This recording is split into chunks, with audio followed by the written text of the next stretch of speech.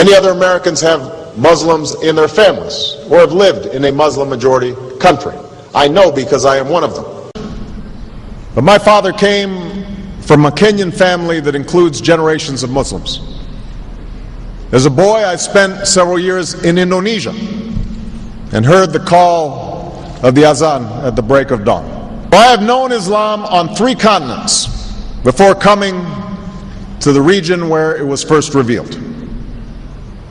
That experience guides my conviction. You're absolutely right that John McCain has not talked about my Muslim faith.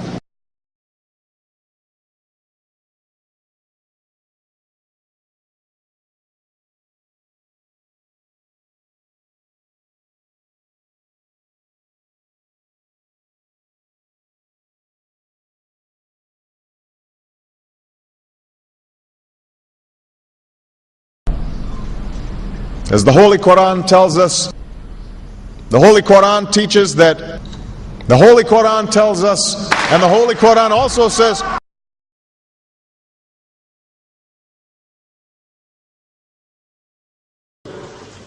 we will convey our deep appreciation for the Islamic faith, which has done so much over the centuries to shape the world. I would like to speak directly to the people and leaders of the Islamic Republic of Iran. Your great and celebrated culture. Over many centuries, your art, your music, literature, and innovation have made the world a better and more beautiful place. We know that you are a great civilization, and your accomplishments have earned the respect of the United States and the world. I also know civilization's debt to Islam. It was Islam at places like Uluzar that carried the light of learning through so many centuries, paving the way for Europe's Renaissance and Enlightenment. It was innovation in Muslim communities that developed the order of algebra, our magnetic compass and tools of navigation, our mastery of pens and printing, our understanding of how disease spreads and how it can be healed. Islamic culture has given us majestic arches and soaring spires, timeless poetry and cherished music, elegant calligraphy, and places of peaceful contemplation. They have fought in our wars, they have served in our government, they have stood for civil rights, they have started businesses, they have taught at our universities, they've excelled in our sports arenas, they've won Nobel Prizes, built our tallest building, and lit the Olympic torch. And when the first Muslim American was recently elected to Congress, he took the oath to defend our Constitution using the same Holy Quran. In ancient times and in our times, Muslim communities have been at the forefront of innovation and education.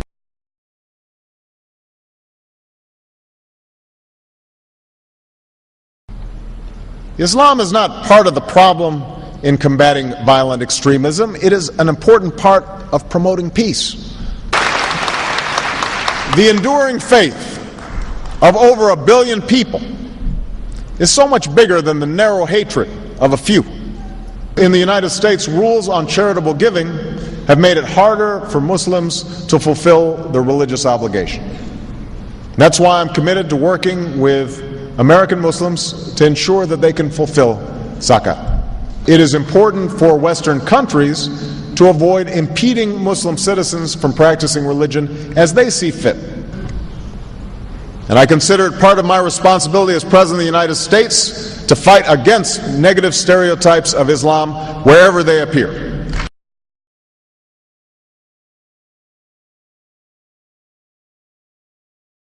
We are no longer a Christian nation. We do not consider ourselves a Christian nation. The United States has been enriched by Muslim Americans. Since our founding, American Muslims have enriched the United States. Islam has always been a part of America's story. There is a mosque in every state in our union and over 1,200 mosques within our borders. One of the points I want to make is that if you actually took the number of Muslims Americans, we'd be one of the largest Muslim countries in the world. Let there be no doubt, Islam is a part of America.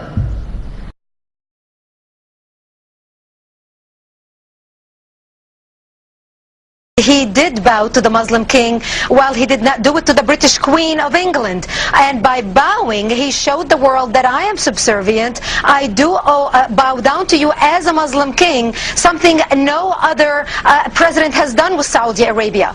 The Saudi king is his peer. He is not his subordinate in order to bow for him. And this is exactly what Obama did. Usually it is out of respect that someone would nod his head when bowing to royalty, and the ladies will give curtsy. But Obama went beyond what is required as a head of state and bowed to the Saudi king and